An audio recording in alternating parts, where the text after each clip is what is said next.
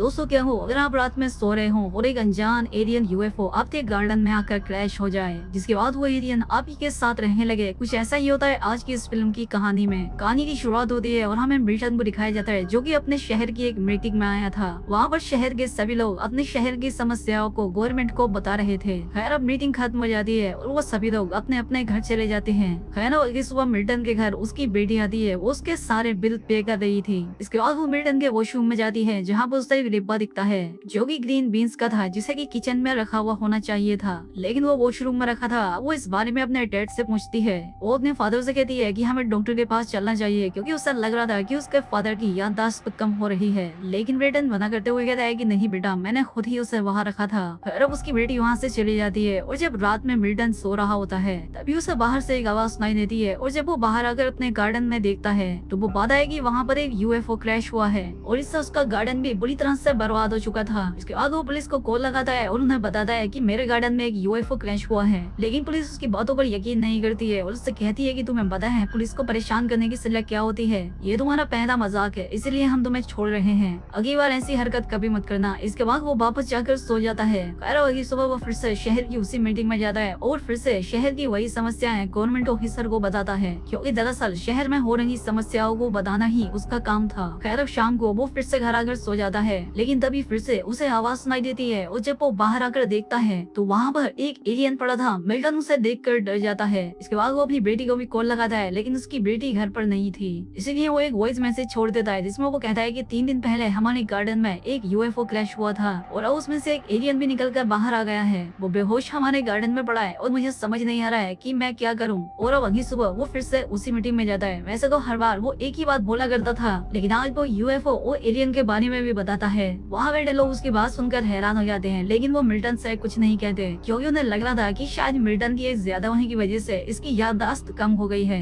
Milton जब बाहर आता है तो उसके शहर की एक बूढ़ी औरत उस पर गुस्सा होती है। उससे कहती है कि मिल्टन, अगर तुम पागल जैसी बात करोगे तो वो लोग हमारी बात पर विश्वास नहीं करेंगे और हमारे शहर में कुछ भी नहीं सुधरेगा। लेकिन मिल्टन कहता है कि ये सारी बातें सच हैं, जिस पर जो इस बिना कुछ बोले वहाँ से चली जाती है। तभी वहाँ पर सैंडी नाम की एक लेडी आकर मिल्टन से कहती है कि चलो मैं तुम्हें तुम्हारे घर छोड़ देती हूँ। पहले तो मिल्टन मुझसे मना करता है, लेकिन उसके कई बार कहने पर वो मान जाता है। सैंडी कहती है कि क्या कोई तुम्हारे साथ प्रॉब्लम है, जिस पर मिल्टन कहता है कि हाँ, स्पेसशिप के बारे में मुझे कुछ समझ नहीं आ रहा है कि उसका मैं क्या करूँ, बाकी तो और कोई प्रॉब्लम नहीं है। सैंडी को भी इसकी बातों पर विश्वास तो नहीं होना था, लेकिन वो फिर भी कह देती है कि अगर तुम्हें किसी तरह की मदद चाहिए तो मुझे जरूर बताना। खैर मिल्टन अपने घर पहुंच जाता है और वो उसकी गाड़ी से उतर कर चला जाता है और अब सैंडी भी अपनी गाड़ी लेकर वहाँ से चली जाती है। खैर मिल्टन उस एलियन को जाकर देखता है जो कि अब होश में आ चुका था। मिल्टन उसके लिए पानी और एक ब्लैंकेट लेकर जाता है। उस ब्लैंकेट को उसे उड़ा देता है क्योंकि बाहर काफी ज्यादा ठंड थी। जब ही सुबह वो बाहर आकर देखता है तो गार्डन में कोई भी नहीं था, लेकिन इधर उधर देखने पर उसे एक कोने में वही एलियन बैठा हुआ दिखाई देता है और रात में मिल्टन ने जो सब पानी दिया था वो भी उसने पी लिया था।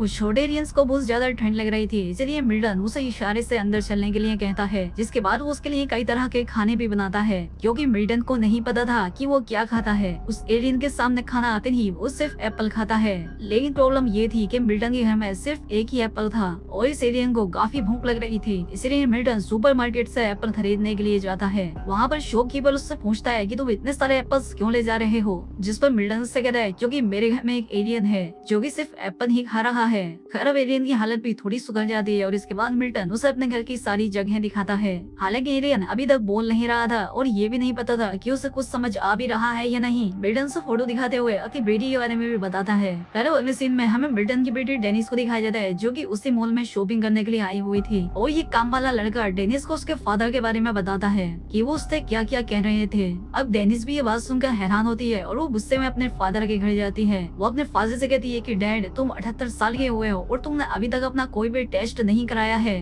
तो आप अभी तुरंत मेरे साथ चेकअप के लिए चलेंगे। और मैं ना बिल्कुल भी नहीं सुनना चाहूंगी, लेकिन मिल्टन कहता है कि बेटा इसकी कोई की जरूरत नहीं है, लेकिन ठीक है अगर तुम इतना कह रही हो तो मैं जरूर चलूंगा। मिल्टन कहता है कि क्या तुम्हें मेरा मैसेज मिला, जिससे वो कहती है कि मेरा मेल बॉक्स फुल हो गया था इसीलिए मैंने उसे डिलीट कर दिया था। और अपने फादर से कहती है मैं लेट हो रही हूँ क्योंकि वो एक एनिमल क्लिनिक में काम करती थी और अब वो घर के अंदर आए बिना बाहर से ही चली जाती है। तभी मिल्टन के घर के फोन पर कॉल आती है जो कि सैंडी की थी। वो कहती है कि मेरे इधर का फोटो प्रिंटर खराब हो गया है और वो ये कुछ फोटोज को प्रिंट करना है, तो क्या मैं तुम्हारा प्रिंटर यूज कर सकती हूँ? जिससे मिल्टन ने कहा कि हाँ बिल्कुल। इसके बाद जब सैंडी मिल्टन के घर आती है तब वो एलियन को सोफे पर बैठा देखकर डर जाती है। वो मिल्टन से पूछती है कि ये क्या है। मिल्टन उसे कहता है कि ये वही एलियन है जिसके बारे में मैंने तुम्हें बताया था। इसके बाद वो उसे उस एलियन का यूएफओ भी दिखाता है और साथ ही उसे ये भी बताता है कि ये एलियन सिर्फ एप्पल ही खाता है। इसके बाद सैंडी मिल्टन से पूछती है कि कहीं ये हमारे लिए खतरा तो नहीं है, जिससे मिल्टन कहता है कि लगता तो नहीं है कि ये हमारे लिए खतरा होगा। सैंडी उससे कहती है कि क्या तुम इसे रखना चाहती हो, जिससे मिल्टन कहता है कि हाँ जब तक ये यहाँ रहना चाहे। सैंडी से कहती है कि हाँ ठीक है, लेकिन तुम्हें ये कहना बंद करना होगा कि तुम्हारे घर पर एक एलियन है, क्योंकि तुमने मूवीज में देखा ही होगा कि लोग एलियंस के साथ क्या करते हैं। इसके बाद हमें नेशनल सिक्योरिटी सेंटर दिखाया जाता है और ये लोग उसी यूएफओ को ट्रैक कर रहे थे और आम जनता से इन लोगों ने बताया था कि वो एक सैटेलाइट थी।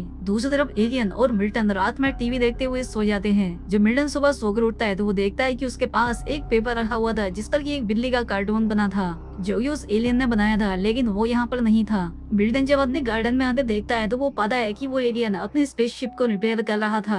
मिल्टन उस बिल्ली के फोटो को देख कहता है कि ये तुमने बहुत ही अच्छा बनाया है और इसके बाद वो यहाँ से चला जाता है। इसके बाद मिल्टन अपनी बेटी के पास जाता है जो कि उसे डॉक्टर के पास ले जाती है। वो डॉक्टर यहाँ पर मिल्टन के कुछ टेस्ट लेती है जिससे मिल्टन गुस्सा हो जाता है। अब वो यहाँ से जाने लगता है और साथ ही अब वो अपनी बेटी पर भी बहुत गुस्सा होता है क्योंकि वो उसे एक साइकाइट्रिस्ट के पास ले आई थी। उसकी बेटी उसे समझाने की कोशिश कर रही थी कि डैड आपको भूलने की बीमारी हो गई है, लेकिन वो उसकी कोई बात नहीं सुनता और वहाँ से चला जाता है। के बाद वो सीधा अपने घर पर आता है जहाँ पर कि सैंडी उस एलियन के साथ थी। वो यहाँ पर एलियन से काफी बातें करती है और उससे अपनी बेटी के बारे में भी बताती है। तभी वहाँ पर मिल्टन भी आ जाता है, लेकिन वो किसी से बात नहीं करता और सीधा अपने रूम में चला जाता है और बाद में सैंडी भी वहाँ से चली जाती है। अब वो एलियन फिर से अपने स्पेसशिप में काम करने लगता है। अब मिल्टन एलियन के पास आता है और वो उसे अपनी बेटी के बारे में बताता है। साथ ही वो उसे ये भी बताता है कि मेरा एक बेटा भी है जिससे मैं ज्यादा बात नहीं करता हूँ। अब अगले दिन सैंडी फिर से मिल्टन के घर आती है और वो उसे अपनी बेटी की टी शर्ट पहनाती है। अब ये दोनों यहाँ पर उसका नाम जूस रख देते हैं। खैर अब रात में ये दोनों जूस के साथ डिनर कर रहे थे,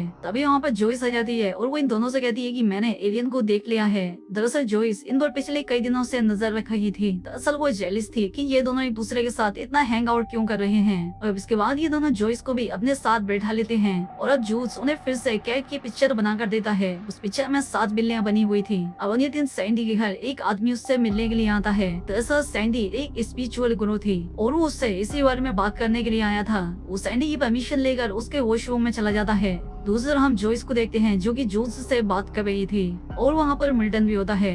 दूसरी तरफ सैंडी उस आदमी को देखना चाहती है जो कि उसके वॉशरूम में नहीं बल्कि उसके रूम में होता है। वो यहाँ पर उसकी ज्वेलरी चुरा रहा था। अब सैंडी उससे कहती है कि मैं पुलिस को फोन कर रही हूँ, लेकिन अब वो आदमी सैंडी के पीछे पड़ जाता है। दूसरी तरफ मिल्टन, जोइस और वो एलियन गाने सुन रहे थे। जूस यही सब बैठे बैठे देख लेता है कि सैंडी के साथ क्या हो रहा है। इसके बाद जूस की बॉडी अचानक से नीले रंग की होने लगती है, लेकिन थोड़ी देर के बाद वो फिर से नॉर्मल हो जाता है। इसके बाद हम सैंडी के घर पर बहुत सारी पुलिस को देखते हैं। यहाँ पर कुछ पुलिस ऑफिसर सैंडी से सवाल जवाब कर रहे थे। वो बताती है कि उस चोट का सर अचानक से फट गया, लेकिन पुलिस वालों को उसकी इस बात पर यकीन नहीं हो रहा था, लेकिन वो कुछ कर भी नहीं सकते थे क्योंकि उनके पास कोई सबूत नहीं था। इसके बाद सैंडी सीधे मिल्टन के घर आती है और जूस को गले लगा लेती है। फिर बाद में उस हादसे के बारे में वो उन दोनों को भी बताती है। वो समझ जाती है कि इस इंसान का सर ऐसे ही नहीं फटा है और ये सब जरूर जूस नहीं किया है, क्योंकि जब वो उस वक्त नीले कलर का हुआ था तब उसने अपनी शक्तियों का इस्तेमाल किया था। अब ये तीनों भी समझ जाते हैं कि इस एलियन के पास पावर है और ये अपनी पावर का इस्तेमाल तब करेगा जब हम तीनों में से भी किसी पर कोई खतरा आएगा। इसके बाद इन लोगों को पास ही में एक बिल्ली मिलती है जिसके पास एक बिल्ली की ही पिक्चर पड़ी थी